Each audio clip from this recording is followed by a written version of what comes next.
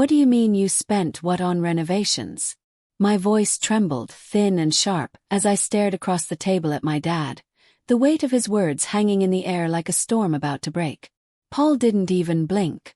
$25,000, he said, as casually as if he was mentioning the weather, leaning back in his chair with that maddening air of confidence. You wouldn't believe how much better the place looks, Liv. Honestly, you should be proud of yourself. Proud. The word echoed around my mind, garbled and bitter. I sat there, fingers digging into the wood of the table, his words slithering into my chest. Proud, as if I'd agreed to bankroll his pet project. As if I should be grateful for the opportunity to have my hard work turned into new paint and sod and whatever else he'd decided was essential this week. That's my credit card, Dad. You stole from me.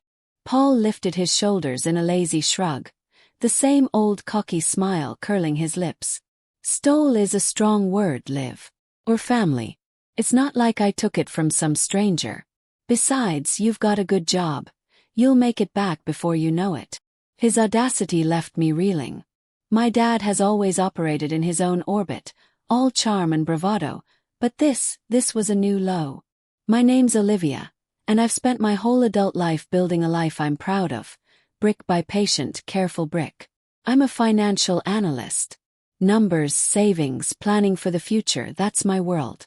The $25,000 he swept away in a blink wasn't just a number in my account. It was years of discipline, of saying no to impulsive purchases, of putting off vacations and dinners out, of socking away every bonus and windfall for something bigger, something lasting. Paul, on the other hand, has always been the opposite. Reckless, magnetic, somehow always landing on his feet while the people around him scrambled to pick up the pieces. As a kid, I learned pretty fast that he could talk his way around anything. He'd borrow things and never return them. Skate past debts and obligations with a grin and a joke. Relax, it's just family, he'd say whenever I protested. But this time there wasn't anything funny about it. Do you even understand what that money meant to me? I asked, my voice cracking, the air between us charged with years of unspoken resentment. Do you care that you stole from your own daughter? He rolled his eyes, exasperation creeping into his tone, as if I was being impossibly unreasonable. Oh, stop being so dramatic. Just money. I needed a few things done, and you were in a position to help. You didn't ask me, I shot back, my voice rising. You took my card without telling me. That's not helping, Dad. That's theft. Another shrug, another dismissive swirl of wine in his glass. Well, what's done is done. No point crying over spilled milk. My stomach coiled in disgust. There was no remorse, not a flicker of guilt or regret, just that relentless self-assurance. He'd always been able to smooth things over with a joke or a hug, but this was different. This was my future, my work, my sacrifices, wiped away without a second thought. I barely slept that night. I lay in bed, the ceiling above me blurring as his words echoed over and over. You'll make it back in no time. The casual way he dismissed what I'd lost made it ache all the more. I thought of every hour I'd worked late, every time I'd said no to something fun so I could build that safety net. It was gone, and he acted like I should be grateful. At some point I gave up trying to sleep. I padded out to the living room, pulled my laptop onto my knees, and signed into my credit card account. My hands shook as I scrolled through the transactions. $7,500 at a home improvement store, $12,000 at a roofing supplier, $5,500 on landscaping. Each charge was a slap in the face, each one proof of how little he cared about boundaries, about consequences. But then, as I dug deeper, clicking into the details of each transaction, I saw the shipping addresses. Every single purchase had been delivered straight to Paul's house. It wasn't just a suspicion anymore. I had proof, cold and irrefutable. The next morning, exhausted and raw, I called the bank to report the fraud. My voice shook, but I forced myself to stay steady as I explained it all. The stolen card, the unauthorized charges, the betrayal. The woman on the phone listened, her tone turning serious when she asked, "Do you know who made the transactions?" "Yes," I said, trying to keep my voice from breaking. It was my father. She paused, the silence heavy. In that case, we'll need to escalate this to our fraud investigation team. They may require more information from you. And depending on the situation, law enforcement could get involved. Law enforcement. The words rang in my ears, colder than I expected. This wasn't just a family dispute anymore. It was a crime. The thought of getting the police involved made me feel sick, but Paul had left me no choice. For years, I'd let him blur the lines between family and responsibility, but this was too much. If he thought he could keep using me, hiding behind blood ties, he was wrong. Later, I told my best friend Maya everything. I needed someone who would understand, who wouldn't brush it off or tell me to forgive and forget. She listened, her eyes growing darker with every detail I shared. That's not just selfish, Liv. That's crossing a line. You have to hold him accountable. If you don't, he'll never stop. I know, I said, rubbing my forehead, the beginnings of a headache throbbing behind my eyes. But he's my dad. Feels complicated. Messy. Messy or not, this isn't just about the money, Maya said, her voice fierce. It's about respect. It's about whether you matter to him as a person or just as a resource. He clearly doesn't see the difference. Her words struck a nerve. She was right. It wasn't just about the money anymore. It was about the boundaries I'd never drawn, the respect I'd never demanded.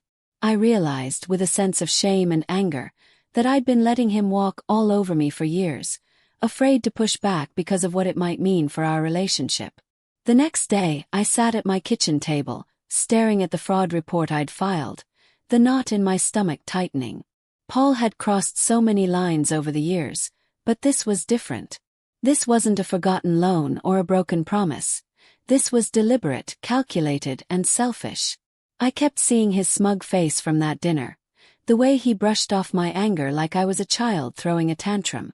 It was time to confront him, not just about the money, but about everything he'd taken for granted. I didn't know what I was hoping for. Maybe an apology, maybe just a sign that he understood how deeply he'd hurt me. What I got when I pulled up to his house was almost laughable in its predictability. Paul was outside, hands on his hips, admiring the brand new landscaping he'd bought with my money. The lawn was perfectly green, the flower beds bursting with color.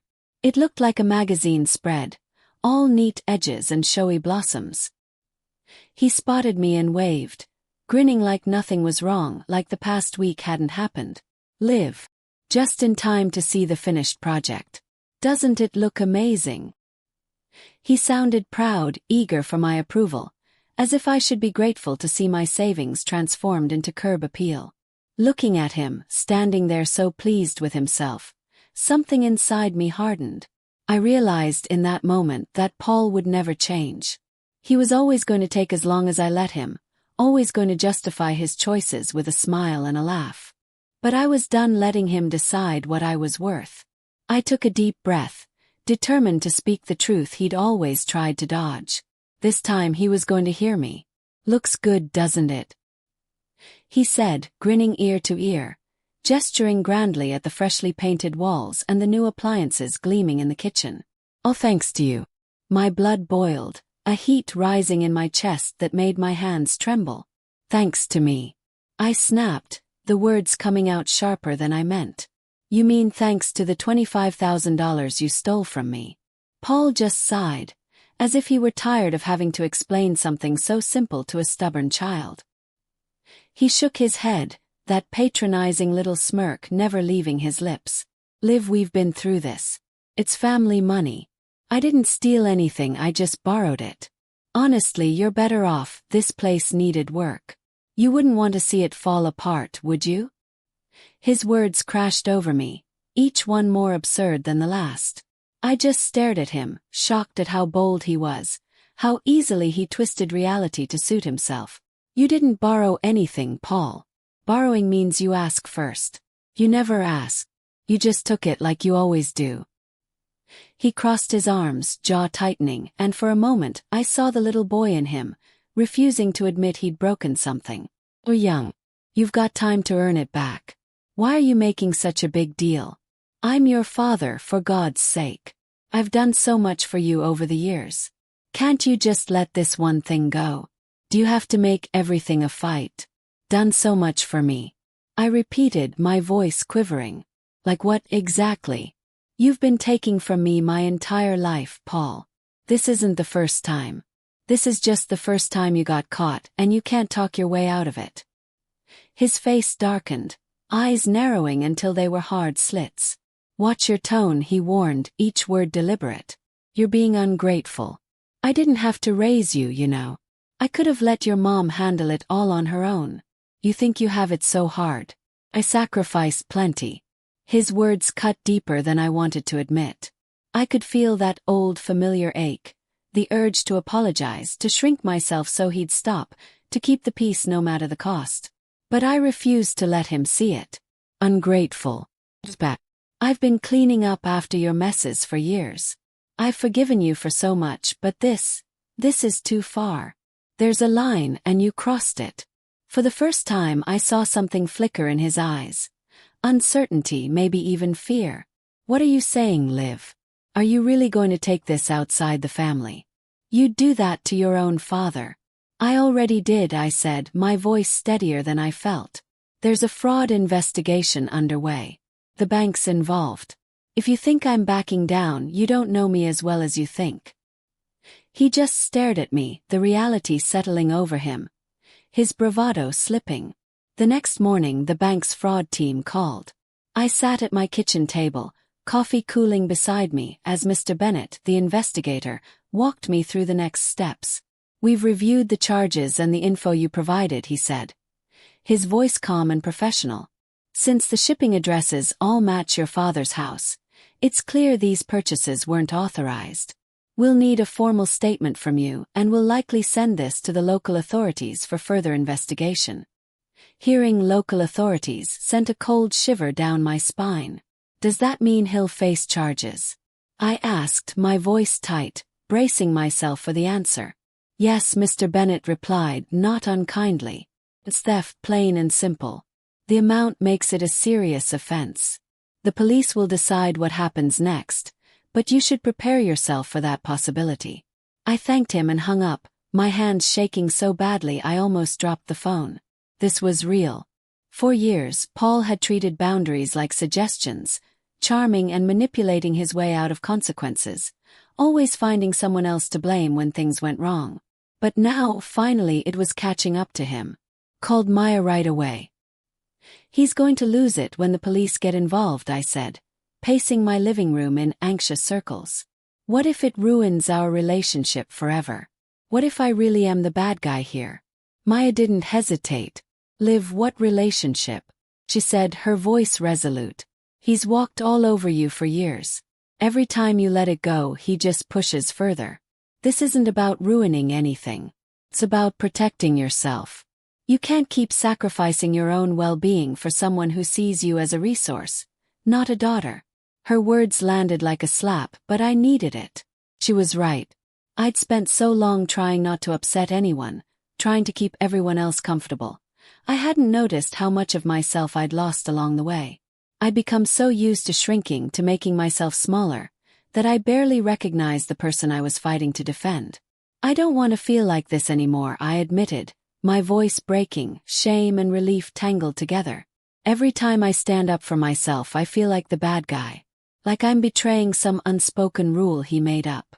You're not the bad guy, Maya said, firm as stone. You're the only one holding him accountable.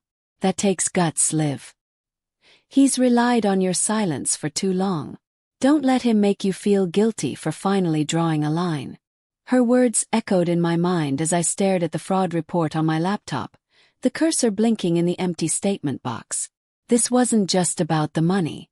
It was about finally standing up for myself, about ending the cycle of excuses and manipulation. Paul needed to learn that actions have consequences. And if a fraud investigation was the only way, then so be it. I picked up the phone and called Mr. Bennett back. I'll file the statement today, I told him, my voice steady, a resolve settling in my bones. The fallout came faster than I expected. That evening, just as I sat down to dinner, My phone vibrated with Paul's name on the screen. I stared at it, heart pounding, knowing this conversation would be ugly.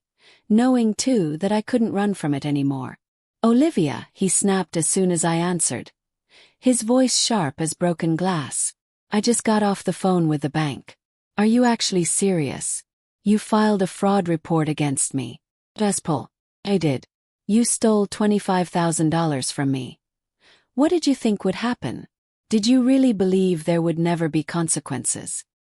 His voice turned cold, defensive, a brittle edge creeping in. "I didn't steal it. I told you it's family money. I was going to pay you back eventually, but now you've made it a federal case.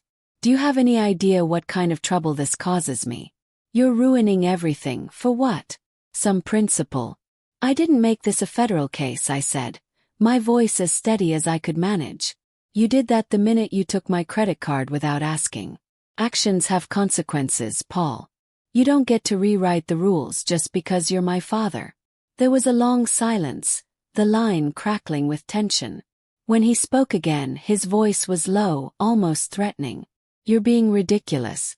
You're blowing this out of proportion just to prove a point. What's next? You going to drag me to court too?"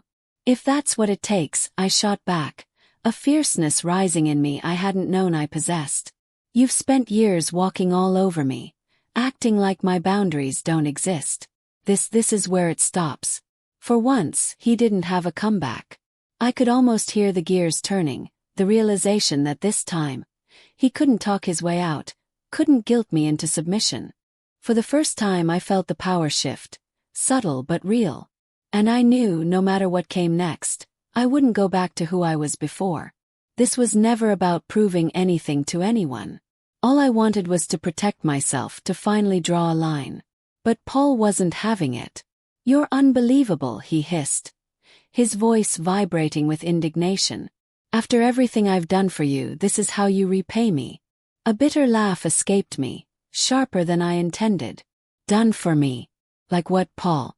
Taking credit for the work I spent nights perfecting. Borrowing money you promised to return, and then conveniently forgetting.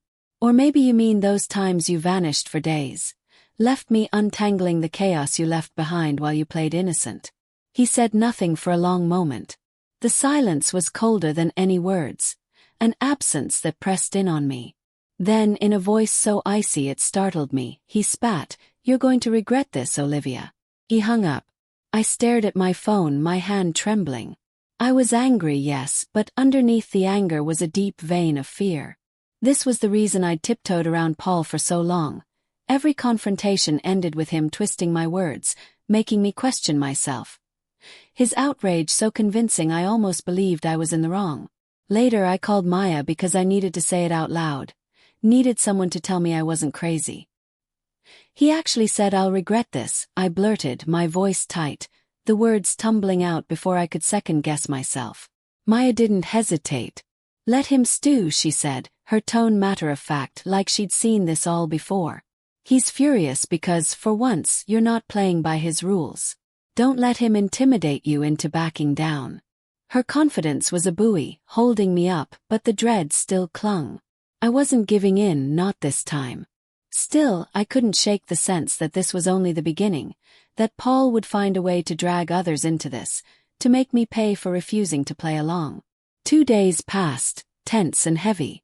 Then the call I'd feared came, but not from Paul. My mother's name appeared on the screen. The moment I answered, her voice came sharp and frazzled. "Olivia, what are you doing? Your father is beside himself. He called me terrified, saying you're trying to ruin his entire life." I drew in a breath, already steeling myself against the guilt I knew was coming. "I'm not ruining his life, Mom. He took $225,000 from me. I reported it, because that's what you're supposed to do when someone steals your money." "He's your father," she snapped, as if that single fact washed away everything else. "And I'm his daughter." But that didn't stop him from taking what wasn't his, did it? She sighed, the sound heavy with disappointment and resignation. "You know how he is, Liv. He doesn't think things through. He never has. He doesn't want to hurt anyone, he just acts." Couldn't you have found a way to settle this within the family? Quietly. I stared at the wall, disbelief prickling my skin. Quietly. How was I supposed to handle this quietly, Mom? He spent $25,000 of my money, without even asking. How many more times am I supposed to swallow it to look the other way? He's under pressure, she insisted. The house, the bills, everything's piling up. He's stressed, and he didn't mean to hurt you. My jaw ached from holding back my anger. There's always a reason, isn't there? He's stressed, he's distracted, he just doesn't think. But when it all falls apart, I'm the one left to pick up the pieces. Olivia, please, she pleaded, her voice softer, almost desperate. Drop this. If the investigation goes forward, it'll destroy him. You know how he gets, he'll spiral. He's already saying you're tearing the family apart, turning everyone against him. Guilt twisted inside me, but I forced myself to stay steady. I'm not turning anyone against him, Mom. I'm not the one who made this mess. I'm not dropping it. For a heartbeat, she was silent, really silent for the first time. When she spoke again, her voice was cold, stripped of warmth. Well, don't expect me to pick up the pieces if this all blows up. You made your choice. Just remember that. She hung up. I held the phone, her words echoing in my mind, sharp and final. I felt the urge to cry, but instead I dialed Maya. Mom thinks I'm overreacting, I said, pacing the length of my living room, my hands shaking. She wants me to forget the whole thing. Of course she does, Maya replied, her voice calm and unwavering. She's been covering for him her whole life. But you don't have to. This isn't about her, Liv. It's about you, about standing up for yourself for once. I wanted to believe her, to trust that doing the right thing would be enough. Still, the weight in my chest wouldn't lift. A week dragged by, every day thick with tension. Then the bank's fraud department sent an update. All disputed charges officially flagged as fraud, law enforcement notified. Mr. Bennett, the investigator, told me the police would follow up soon to confirm my statement. Relief and anxiety surged. A strange mix. 4 years, Paul had wriggled out of consequences, always one step ahead, always finding someone to guilt or charm into covering for him. But now there was paperwork, evidence, a process I couldn't control. It was bigger than either of us now. That afternoon, as I sat in my office pretending to work, my phone buzzed. It was Maya. How's it going with the fraud thing? Any news? I replied quickly. Bank's escalating. Police will be calling me soon. I'm nervous, but I have to see this through. She messaged back instantly. You're doing great. You're braver than you think. Seriously. Her words brought me a measure of peace. For the first time, I didn't feel entirely alone. That evening, the urge to see Paul, to confront him with everything, overpowered me. Before I knew it, I was driving to his house, anger simmering. I didn't plan what I'd say, but the closer I got, the more determined I became. He needed to know he couldn't talk his way out of this. I knocked. When he opened the door, he tried to look amused, leaning in the doorway like nothing could touch him. Olivia, he drawled, here to lecture me again. No, Paul. My voice was calm but firm. I came to let you know the banks escalated the fraud investigation. The police will be contacting you soon. For a moment, I saw his mask slip. Fear flickered in his eyes before he caught himself, straightening up. The police. His voice was uncertain, not quite as cocky as before. I held his gaze. There are consequences now, Paul. For once, you don't get to just walk away. Oh, come on, Liv. You're not actually going to let this go that far, are you? It's not up to me anymore. I shot back, my voice sharper than I intended. You made this bed, and now you're going to lie in it. He took a step back, folding his arms across his chest like a makeshift shield. You're really going to let the police come after your own father? For what? A little misunderstanding.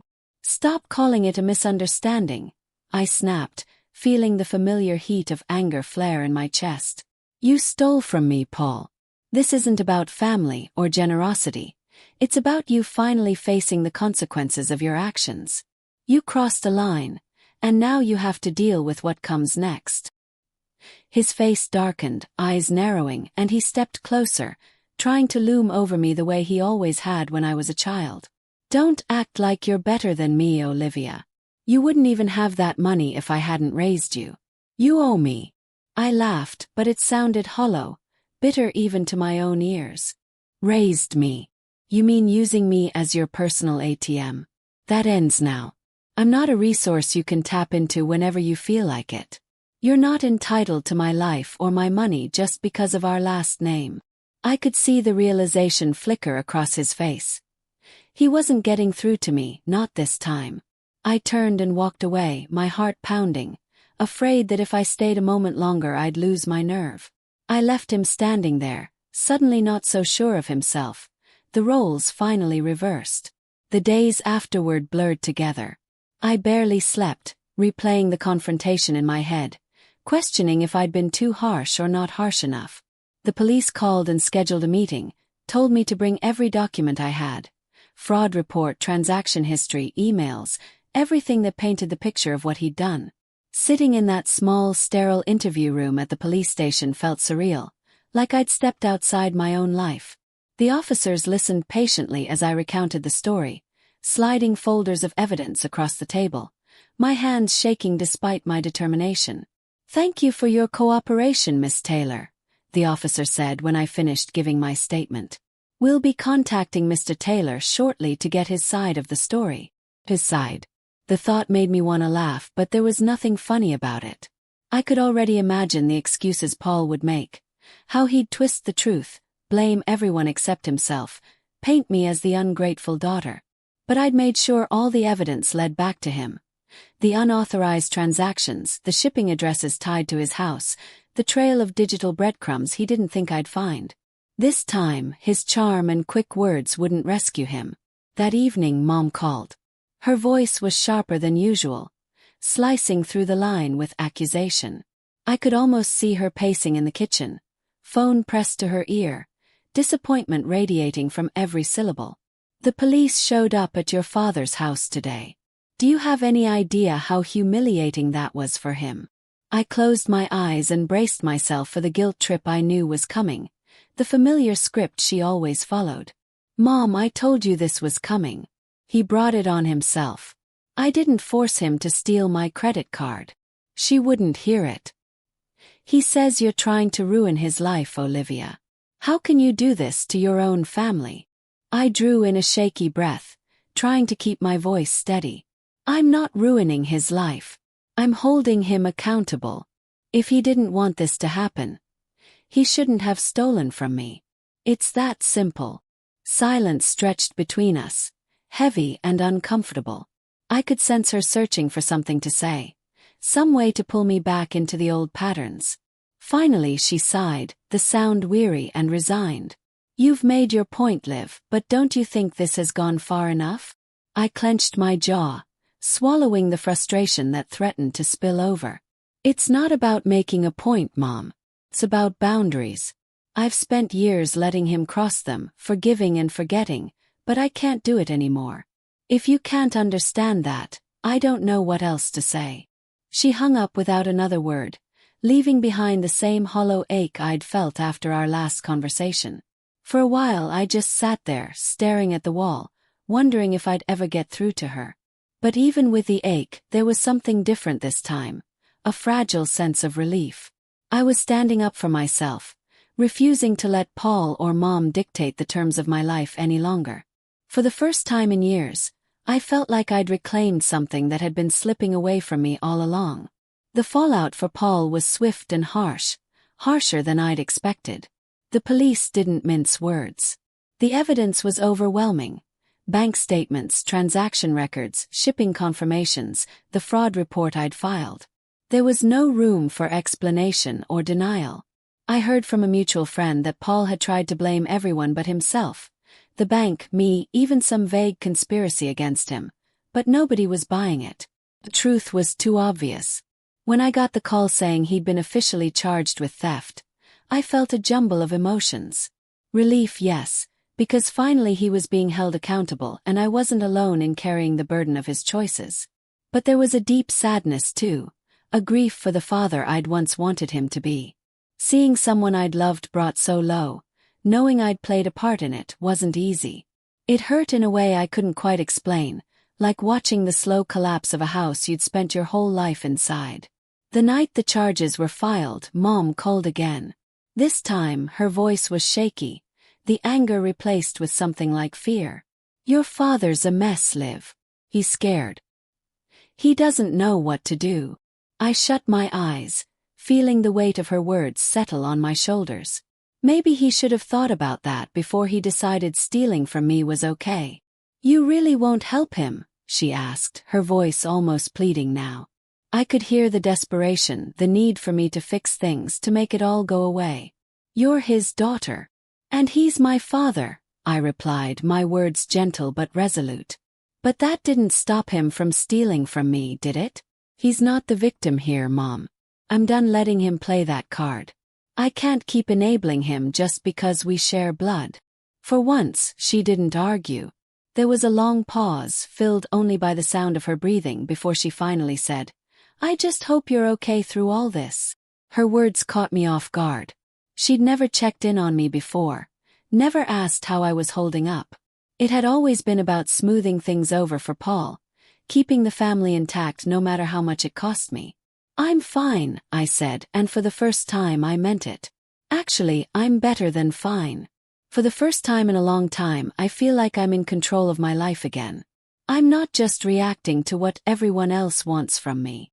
After we hung up, I sat on the couch in the quiet, letting the reality of it all settle in. This wasn't just about the $225,000, or the police report, or even the charges against Paul. It was about finally asserting myself, drawing a line that would not be crossed again. Paul had spent years taking advantage of my trust, believing that I'd always forgive, always pick up the pieces after him. I'd let it happen because I thought family meant never saying no, never turning your back no matter the cost. But now I realized, family didn't mean sacrificing your own well-being for someone who saw you as a resource instead of a person. It didn't mean letting someone hurt you again and again just because they shared your blood. For the first time, I understood the strength it took to say enough, to choose myself over the endless cycle of enabling and forgiveness. There was still sadness, a bittersweet ache for what I'd lost. But beneath it was a sense of closure, a quiet certainty that I'd finally done what I needed to do. I wasn't the same person who'd let Paul walk all over her for years. I was someone who could stand up, set boundaries, and demand respect, even from the people who were supposed to love me most. And as hard as it all was, that realization felt like a kind of freedom I'd never known before. I began to truly settle into my new reality. The guilt that had shadowed me for weeks, pressing like a weight on my shoulders, finally began to dissolve. In its place, a new feeling emerged, pride. Not the fleeting hollow kind that comes from small wins, but a deep, sustaining pride I hadn't allowed myself to feel in years. For so long I'd been stuck in a cycle of second-guessing every decision, wondering if I was being too harsh, too selfish, too unforgiving. But the day the bank called with their final decision, confirming the reversal of the fraudulent charges and restoring my stolen savings, all of those doubts faded into the background. Relief washed over me in a way I hadn't thought possible. I could finally breathe, the tight knot in my chest unraveling at last. I had done what I thought I couldn't. I stood up for myself, confronted Paul, weathered the storm with my family, and reclaimed what was rightfully mine. Looking back, it struck me how different this was from the way I used to handle things. The old me would have buried her anger, rationalized the loss, and let the whole mess slide just to avoid conflict. I would have told myself it wasn't worth it, that family was more important than money, and that the hassle wasn't justified. But something had changed in me. Maybe it was the scale of the betrayal, or maybe I'd simply reached the end of my patience. This time I didn't shrink away. I drew a line, and I held it, even when it meant standing up to people I loved. It wasn't easy to see my mother's disappointment or to hear the tension in her voice when she updated me on Paul's situation. "He's devastated," she said during our last call, her tone heavy with concern. "He's trying to work out a plea deal to avoid jail. But I think he finally understands how much he hurt you." I could tell she wanted to believe that, needed to believe it maybe to soothe her own conscience. But I wasn't so sure. Paul had always been skilled at shifting blame, at painting himself as the victim whenever it suited him. For a long time, I'd let that narrative influence my own judgment. Now, I realized it no longer mattered whether he truly understood the pain he'd caused. This wasn't about Paul anymore. It was about me, what I needed, what I deserved, and the boundaries I had every right to enforce. In the weeks that followed, clarity settled in, gradually but unmistakably. My relationship with my mother was still tense, and our conversations were careful, each of us picking our way around old wounds and fresh scars. But I could live with that. I no longer felt responsible for smoothing over every rough patch, no longer willing to sacrifice my own well-being to keep the peace or to cater to Paul's fragile ego. I was done tiptoeing, done swallowing my discomfort for the sake of family harmony. One evening, Maya showed up at my door, a bottle of wine in hand, and a look of triumph on her face. She grinned as she poured us each a glass. "To you," she said, raising hers, "for proving that boundaries aren't negotiable." We toasted, and for the first time in what felt like ages, I laughed. A real, unguarded laugh. "Guess I needed a $25,000 wake-up call," I admitted, shaking my head at the absurdity and the cost of the lesson. Maya nudged my shoulder. "Better now than never. You're stronger than you think you are, Liv. Don't let anyone tell you otherwise." Her words stuck with me. In the days that followed, I found myself approaching work with a renewed sense of focus and purpose. The anxiety that had once clouded my mind was gone, replaced by a quiet confidence. My savings were secure again, but more importantly, I'd reclaimed a sense of self-respect that had been missing for far too long. I no longer saw trust as an automatic gift, something owed out of obligation or blood. I understood finally that trust had to be earned even by family, maybe especially by family. As for Paul, I honestly didn't know what the future held for us. The idea of reconciliation didn't fill me with dread or longing. It simply felt irrelevant. For once, I wasn't afraid to keep my distance, to protect myself, even if it meant disappointing others. I wasn't afraid to say no, and to mean it. I'd taken my life back, piece by piece, and in doing so, discovered a strength I never realized I possessed. In the end, that sense of agency, of standing up for myself and my values, was worth far more than any sum of money ever could be.